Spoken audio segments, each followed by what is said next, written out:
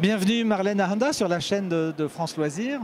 Vous nous venez de France, vous êtes moitié camerounaise, moitié autrichienne. On a vu votre maman qui doit être par là.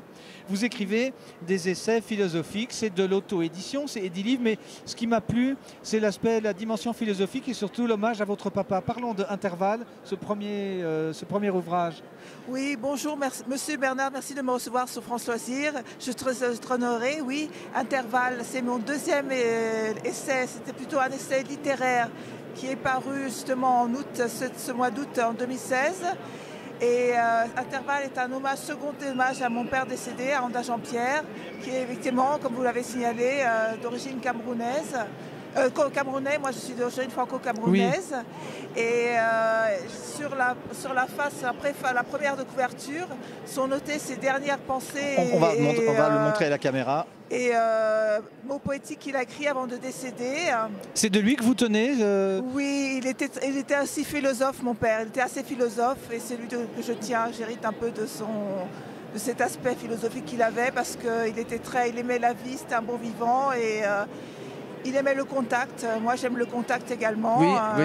J'aime beaucoup ça. Et Intervalle, c'est un hommage. C'est l'histoire, ça relate de faits, de croiser de destin d'hommes, de destin des hommes et de la société en général, à travers mon vécu et à travers ce que je pense.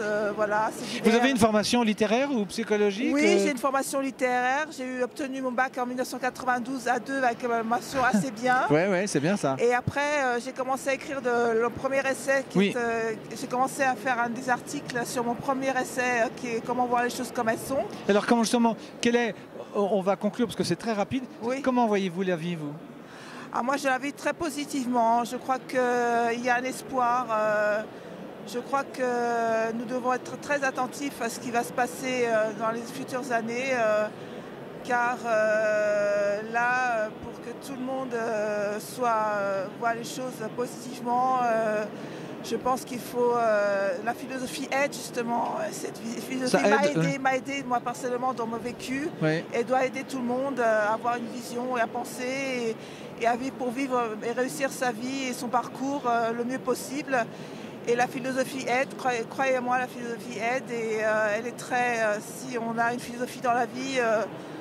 une philosophie de la joie, c'est Spinoza un petit peu, si j'ose dire. Comme vous dites, du bonheur aussi, et c'est très important. Pour l'humanité, c'est d'être unis, d'être tous solidaires aussi à ça. C'est très important aussi. Merci Marlène. Merci beaucoup. Marlène Ahanda, donc, qui nous vient de Paris, avec 2 ouvrages. On a dit qu'on faisait des découvertes durant ce salon. Vous êtes l'une de celles-ci. Merci beaucoup pour vos témoignages. Je vous remercie, Monsieur Bernard, infiniment. Merci à vous.